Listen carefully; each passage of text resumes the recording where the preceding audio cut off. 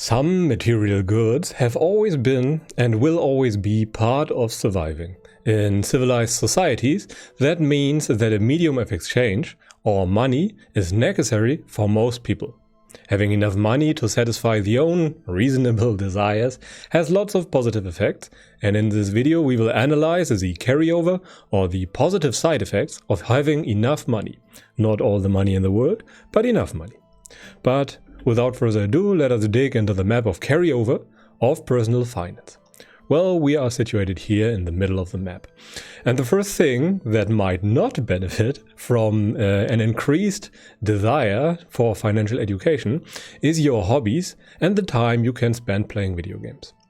Earning money requires work. That is the very definition of work. It is a delay of instant gratification for future benefit. And to achieve future benefit, you have to invest time now, and that time will not be available for instant gratificating habits like video games or other hobbies. However, many other things will benefit. And among those things are your confidence, your discipline, and your willpower. Every time you make a small financial decision to delay gratification for future monetary gains means that you exercise discipline and willpower to a degree. And whenever you do that, you become a little bit more confident in your ability to do so. And many other things, aka actually owning money and having a status that is associated to it, also benefits your confidence. And thus, to a degree at least, money brings confidence. Well, it is not the sole source, but it is a big influence factor for many people. Especially having too little leads to problems most of the time. After that comes the social part of the carryover map. Your partner, your family and your friends usually benefit a bit from you having a bit more money at hand. Your partner a little bit more than friends or family.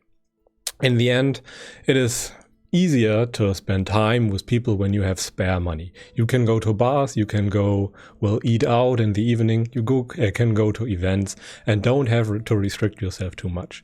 And thus all those things benefit a lot. And after that comes the, let's call it status part of the map. You can spend more time with the beauty aspect, the fashion aspect, and the nutrition aspects, which often leads to things like weight loss and an increased status. The more money you can pump into things like fashion and nutrition, the more confident you can become. It is a fleeting kind of confidence if it's attached to material goods, but nonetheless it supplies a little bit of, confidence material for the average person. Further, if you have more money, nutrition becomes easier and thus weight loss becomes easier, and fashion is self-explanatory as you can now buy more expensive clothing and more clothing in general. And after that come things like your job and your university. You simply do not have to work too much if you have lots of money to spare and can maybe finance yourself just by the material goods in terms of stocks or real estate. And thus you have a lot of spare time, and time is one of the most valuable resources out there, as we cannot generate more of it. It is limited, everything that is born is subject to death. And after that come things like your mental health and your health. The stress that is related to having too little money often causes lots of mental health problems, which will inevitably lead to physical health problems. Thus, it is a good idea to have enough money to live comfortably. And further, people that always live in existential dread seemingly have a lower IQ that fixes itself once the existential dread is fixed. But until then, it can severely impede your abilities to compete in a market, for example. And further, things like spirituality and meditation are simply off the table if you have too little money. However, if you chase money too much, those things will tend to suffer too. Because many people that spend all their lives just earning money tend to develop a lot of greed. And a lot of greed can be a real harmful thing when it comes to spirituality and meditation, as it makes your thoughts obsessed about such things. Okay, but let us now come to the most important points. Well, first, having enough money allows us to accommodate for our basic needs, and those are a precondition for happiness most of the time. We can't really focus on other parts of our well-being when something basic is missing. Further, money can buy us time, which is a resource that cannot be acquired after we were born. It simply runs out. But it also costs a lot of time in the beginning. Yet it means delay of instant gratification for at least a decade to come in most cases. And while money increases happiness to a point, it has a very clear cutoff point too.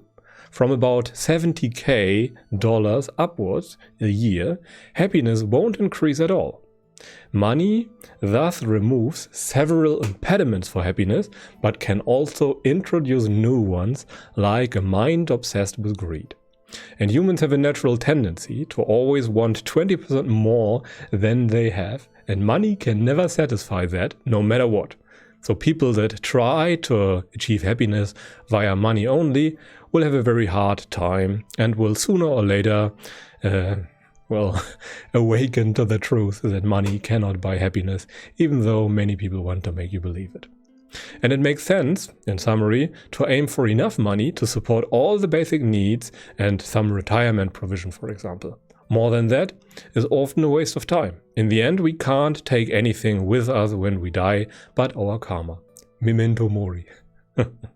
Okay, but that's pretty much it for today. Thank you very much for watching. And if you enjoyed the video, feel free to leave it a thumbs up and maybe subscribe to the YouTube channel. If you feel like I missed something or misrepresented something, please let me know in the comment section so that other people can benefit from your wisdom. But until then, I wish you a pleasant day and goodbye.